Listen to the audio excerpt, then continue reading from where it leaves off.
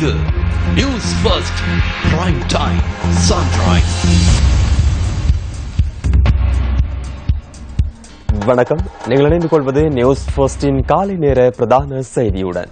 Global டிவியூடாக சர்வதேசத்தின் பல பாகங்களில் இருந்தும் இணைந்திருக்கும் உங்கள் அனைவரையும் சந்திப்பதில் மிக்க மகிழ்ச்சி. விரிவான செய்திகளுக்கு செல்ல முன்னர் முதலில் இன்றைய தலைப்புச் செய்திகள். அரசியல் பழிவாங்கல் தொடர்பான அறிக்கை அமைச்சரவையில் சமர்ப்பிக்க தீர்மானம். காணாமற் போனோர் தொடர்பில் விசாரணை செய்யும் ஜனாதிபதி ஆணைக்குழுவிற்கு யாழ் மாவட்டத்தில் 800 புதிய முறைப்பாடுகள் பதிவு. மதுபோதையில் வாகனம் செலுத்துபவர்களை கைது செய்யும் நடவடிக்கை இன்று முதல் ஆரம்பம்.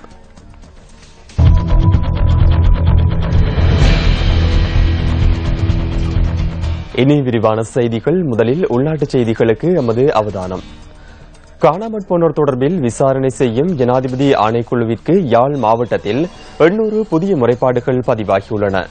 யாழ் மாவட்டத்தின் 3 பிரதேச செயலகங்களில் இடம்பெற்ற காணாமற் போனோர் தொடர்பில் விசாரணை செய்யும் ஜனாதிபதி ஆணைக்குழுவின் அமர்வுகளின் போது இந்த புதிய முறைப்பாடுகள் பதிவாகியுள்ளதாக ஆணைக்குழுவின் தலைவர் மேக்ஸ்வெல் பரணகம தெரிவித்துள்ளார். பலவந்தமாக நபர்கள் கடத்தப்பட்டமை தொடர்பிலும் இதன்போது முறைப்பாடுகள் பதிவாகியுள்ளன. கடந்த 11ஆம் திகதி முதல் 16ஆம் திகதி வரை யாழ் மாவட்டத்தில் இடம்பெற்ற காணாமற் போனோர் தொடர்பில் விசாரணை செய்யும் ஜனாதிபதி ஆணைக்குழுவின் அமர்விற்கு 1620 பேருக்கு அழைப்பு விடுக்கப்பட்டிருந்தது. எனினும் 1004 பேர் மாத்திரமே ஆணைக்குழுவின் முன் சாட்சியம் வழங்கியதாக குறிப்பிடப்பட்டுள்ளது.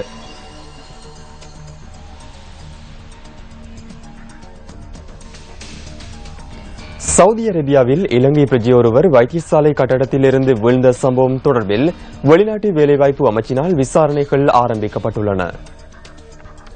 குறித்த நபரின் மரணத்தில் சந்தேகம் நிலவுவதால் இந்த விசாரணைகள் ஆரம்பிக்கப்பட்டுள்ளதாக அமைச்சின் செயலாளர் GS விதானகே தெரிவித்துள்ளார். சவுதி அரேபியாவின் இலங்கைக்கான தூதுவர் ஆலயத்தின் ஊடாக அறிக்கையொன்று கோரப்பட்டுள்ளதாகவும் அவர் குறிப்பிட்டார்.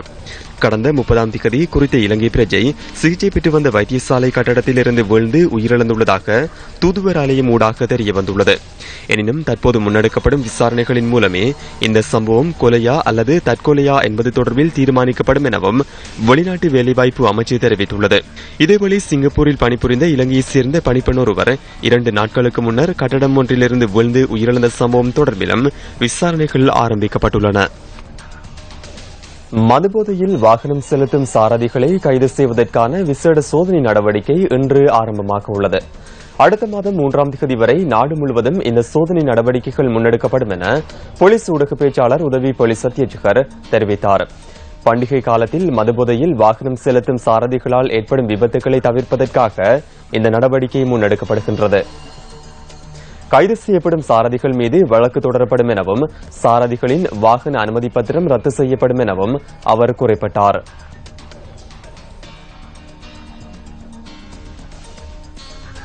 அரசியல் பழிவாங்கல்களுக்குள்ளானவர்கள் தொடர்பில் முன்னெடுக்கப்பட்ட விசாரணை அறிக்கை அடுத்த வாரம் அமைச்சரவையில் சமர்ப்பிக்கப்பட உள்ளதாக அரசு நிர்வாகம் மற்றும் முகாமைத்துவ அமைச்சர் ரஞ்சித் மதுபபண்டார தெரிவித்தார். கடந்த அரசாங்கத்தில் ஆளும் கட்சிக்கு ஆதரவு தெரிவிக்காத பலர் பழிவாங்கல்களுக்கு உட்படுத்தப்பட்டுள்ளதாக அமைச்சர் தெரிவித்தார். இதற்கான அறிக்கை 3 கட்டங்களாக சமர்ப்பிக்க உள்ளதாக தெரிவித்துள்ள அமைச்சர் இதன் முதல் அறிக்கையை அடுத்த வாரத்தில் சமர்ப்பிக்க உள்ளதாக குறிப்பிட்டார்.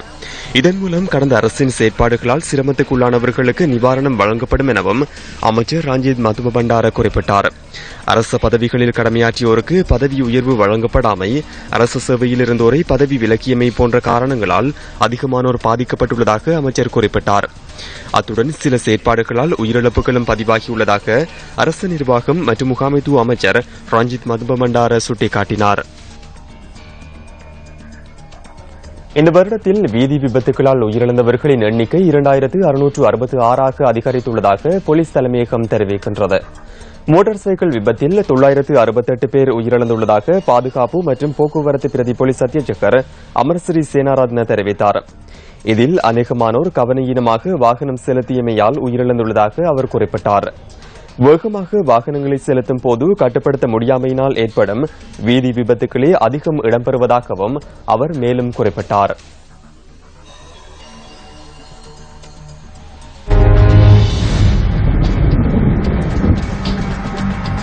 இன்றைய வானிலை தொடர்பான தகவல்களை அறிந்து கொள்வதற்காக வளிமண்டலவியல் திணைக்களத்தின் வானிலை அதிகாரி முகமது சாலிஹினுடன் தொடர்பினை ஏற்படுத்தினோம்.